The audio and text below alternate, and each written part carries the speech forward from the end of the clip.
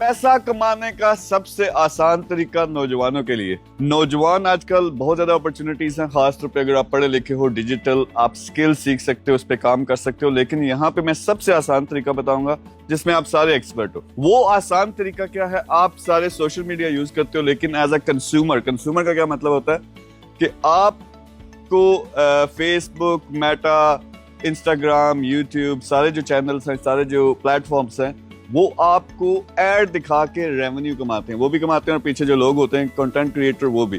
तो वो आप बन सकते हो। यानी आप अभी क्या कर रहे हो? अभी वीडियोस देखी जा रहे हो, कंटेंट कंज्यूम करते हो।